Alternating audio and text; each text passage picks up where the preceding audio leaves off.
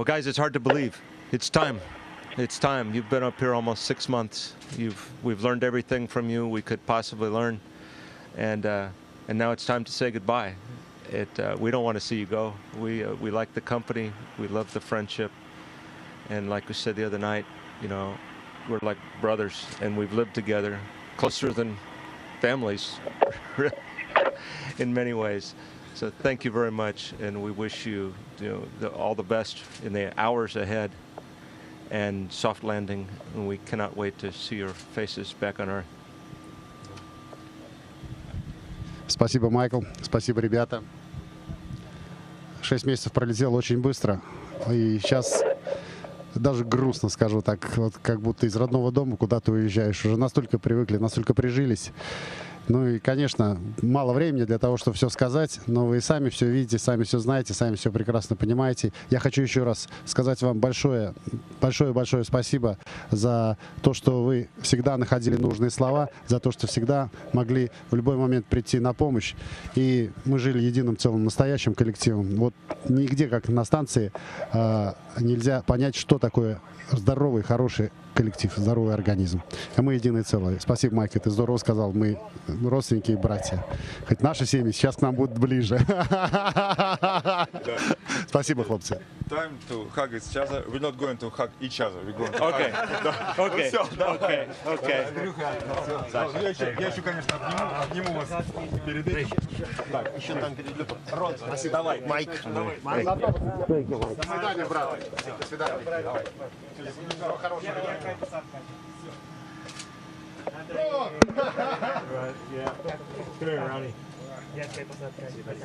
Okay. See ya. Yeah. See you. All right, man. See you in a couple months. Пока! Okay. Майк Ю Квотерс, бай-бай!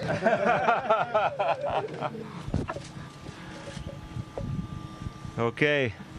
Head to the hatches. Андрей.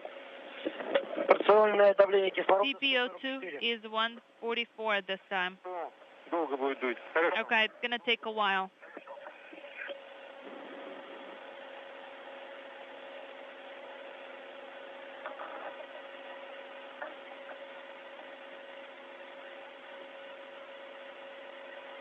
And Houston Station, Mike on one. Приступаем к проверке герметичности переходных люков. Okay, now proceed to the leak check for the transfer hatches. Departure farewells here in the lab. That tape came down successfully. Yes, it did, and we really appreciated it, and it was very, very nice. Okay, great. We'll put that tape in the reuse bag then. Okay, sounds good.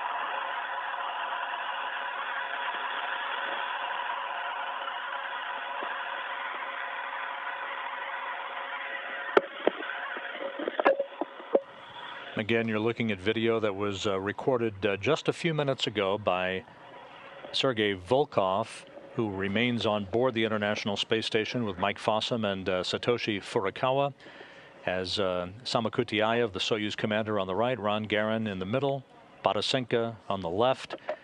One final opportunity to say goodbye to their colleagues before the hatches were closed at 4:30 p.m. Central Time about 10 minutes ago in the first step leading to the undocking of the Soyuz that will take place just under 3 hours from now at 7:38 p.m. Central Time. Samokutyaev there wiping down the outer ring to the hatch between the Soyuz spacecraft and the Poisk module to make sure no particles of debris are present that could interfere with a clean undocking of the Soyuz spacecraft. The off-nominal situations book is prepared. Okay. Let's go ahead and start then and continue talking to us, please. Okay. The KVD is in the closed position. KKT valve is being put in the open position.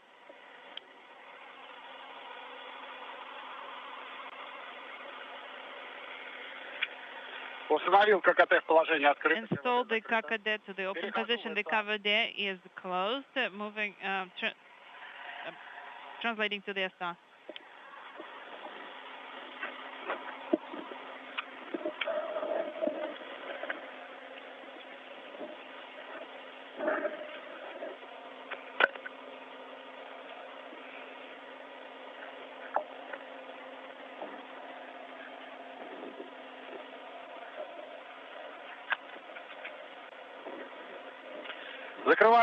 Closing the SABO hatch.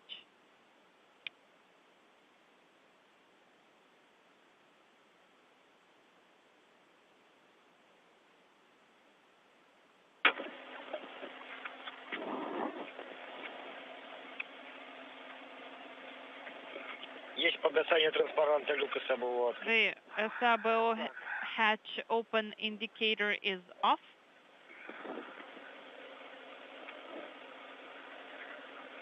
Люк закрыт. Hatch is closed.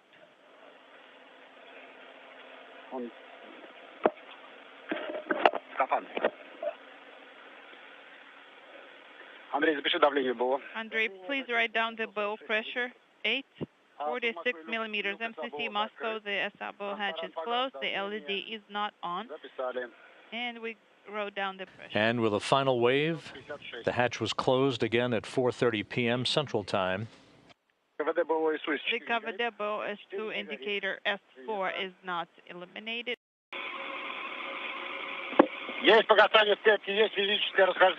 And we have at 38:15 physical separation. Undocking confirmed at 7:38 p.m. Central Time. Very good flight. And watching the bracket.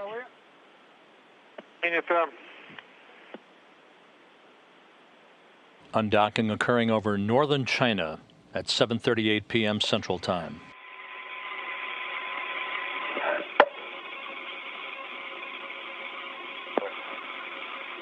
Honey, space station, you look great backing away, guys. It's been great sharing space with you. Safe journey and soft landing, my friends. Godspeed from the International Space Station.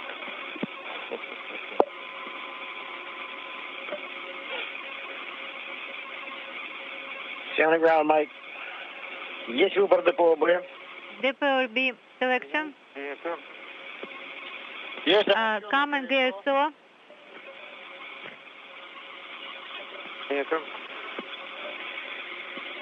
Waiting for the next depot. GSO 1 never disappeared. Very good, very clear. Final farewell words from Space Station Commander Mike Fossum, wishing the crew on board the Soyuz TMA-21 a soft landing and Godspeed. See the ground. Yes, that's the ground. The Earth. 1 minute away from a separation burn that will be initiated by Soyuz Commander Alexander Samokutyaev to increase the opening rate from the International Space Station.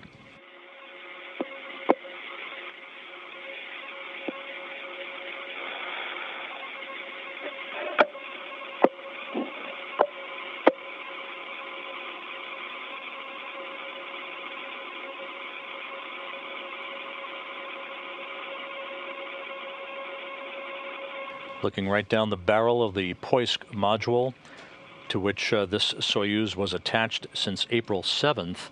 This is the same docking port to which Dan Burbank, Anatoly Ivanishin, and Anton Shkaplerov will dock to on November 16th.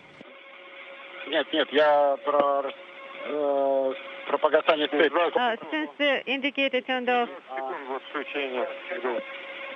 internal conversation. I'm saying that it's not at 4:40. We were waiting for the physical separation. It was less. We have DPO activation. We are watching DPO activation. And the time, we can feel separation burn now in effect, a 15-second burn of the Soyuz engines. This increases the opening rate to the point at which the deorbit burn will be conducted at 10:05 p.m. Central Time tonight, as the Soyuz will move to a distance of 12 kilometers away from the International Space Station. With the undocking of this vehicle, Expedition 29 has now officially begun under the command of Mike Fossum, along with Sergei Volkov and Satoshi Furukawa. По вашей команде выдадим ОДР.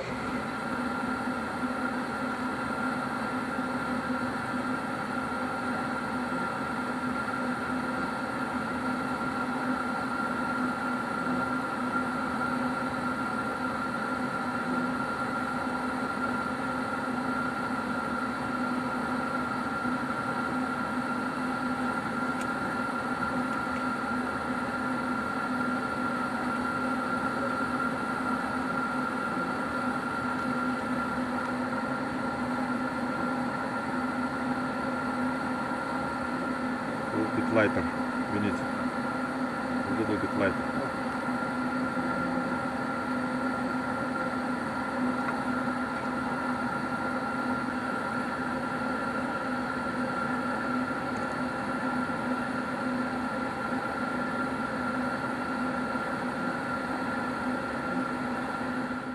And you can see in this view as it darts back and forth amongst the clouds over the Pacific Ocean, you can see the Soyuz TMA-21 spacecraft as it continues an opening rate from the International Space Station, eventually to be at a position some 12 kilometers away from the station for the deorbit burn that is scheduled 2 hours, 4 minutes from now.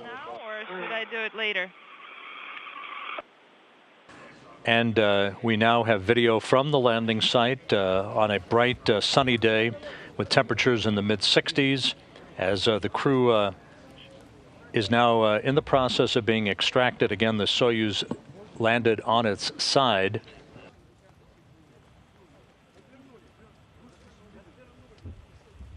That should be the commander of the Soyuz, Alexander Samokutyaev. Yes, indeed it is. Being helped out by his flight surgeon and other support personnel from RSC Energia.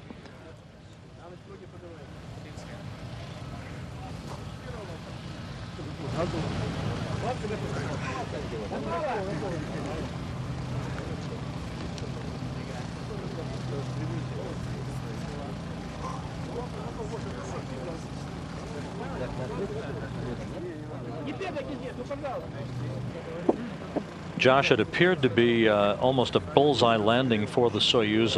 We were told that the first helicopters landed almost not quite 2 minutes after the Soyuz itself touched down. So that would tend to enhance the swift extraction from the crew as we await further reports from you on that. Yeah, you're exactly right. I mean, you know, you've done this quite a number of times, and a lot of people don't realize what these helicopters do is they sort of arrive at the targeted area and hover for a bit until they get a confirmation of exactly where the Soyuz has landed. But we actually did not hover at all today. We came straight into the landing site. About 4 of the helicopters had already landed in front of us. The medical tent was already being put up as we got here.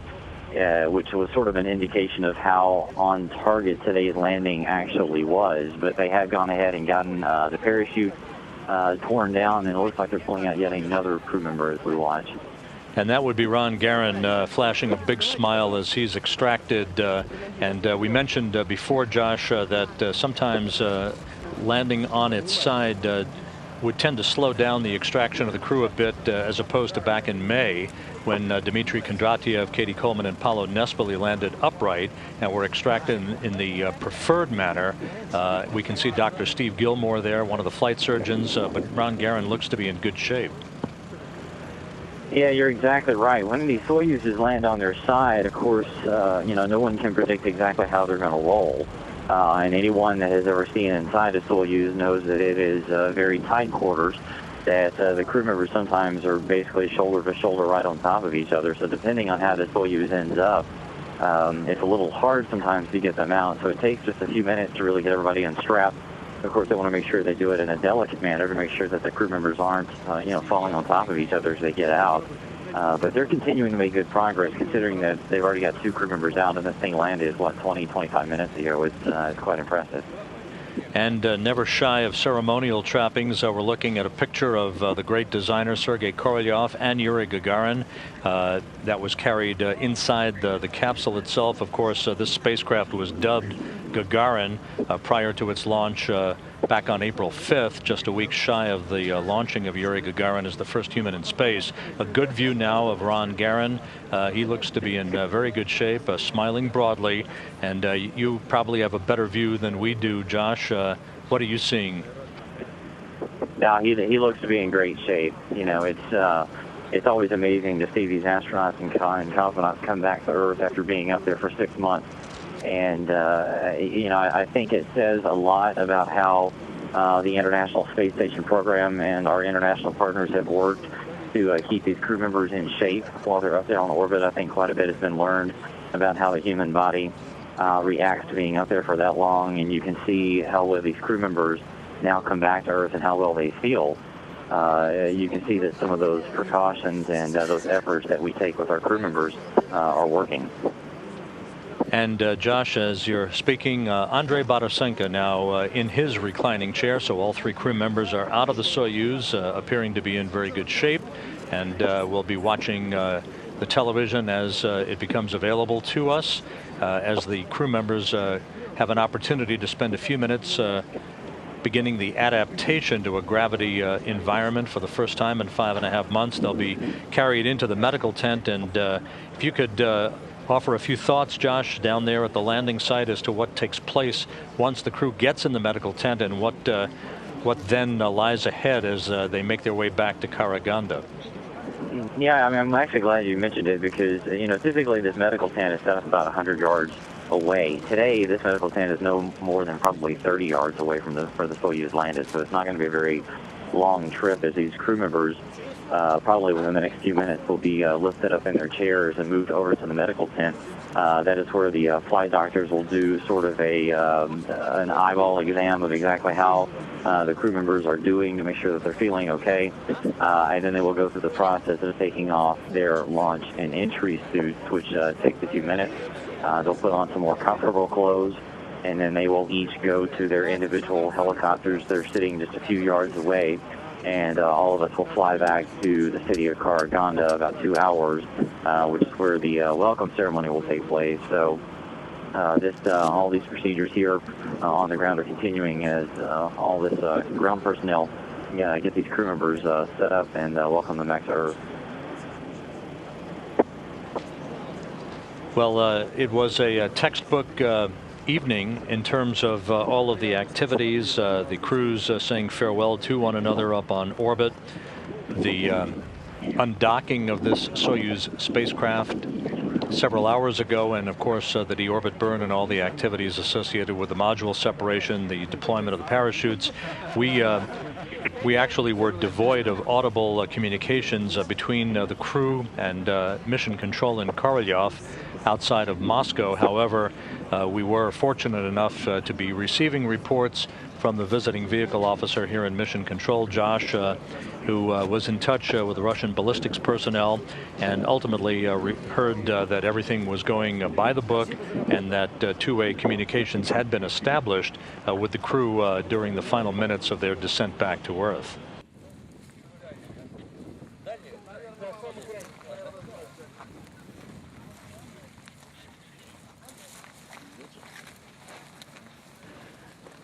And let's go back to Josh Byerly at the landing site. Josh, the crew entering the medical tent, as we can see. Oh, yeah, they're, like we talked about, they've gotten aware this is just a very systematic process, so they've already moved them in there, and as you talked about, they'll start getting more comfortable. This medical tent really is quite closer today than it typically is, so it wasn't a very far walk for them to go over there, but Joel Montalbano, who is our Director of Operations over here in Russia, is moving over toward the capsule. As I'm watching him, he has a long list of inventory items that he's going to retrieve. We're now seeing replays of the Soyuz landing.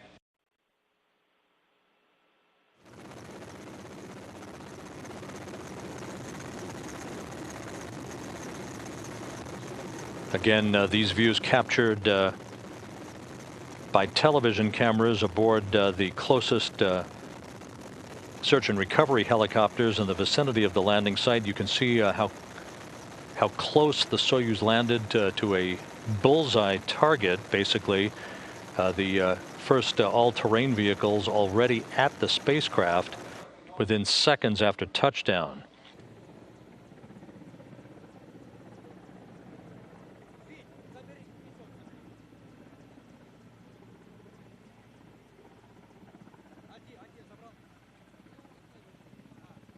One of the spacecraft technicians from RSC Energia wiping down the hatch at the very top of the Soyuz spacecraft prior to the time that it was opened to begin the extraction process, the Soyuz having landed on its side.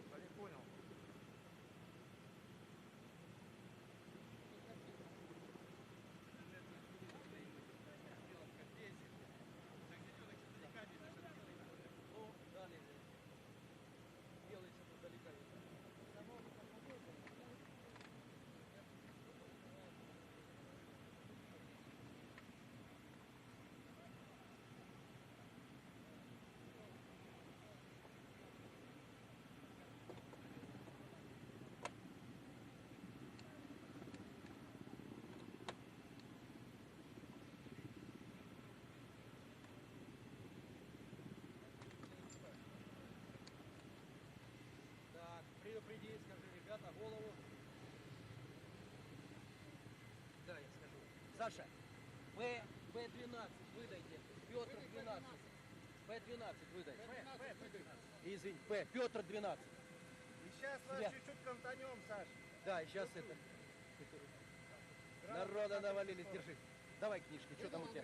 Again, you're watching a replay of the initial opening of the hatch that took place a short time ago, as the search and recovery teams and RSC Energia technicians began the process of extracting the crew from the descent module of the Soyuz TMA-21 spacecraft. You can see peering inside the hatchway how cramped the quarters are. However, the Soyuz landed uneventfully.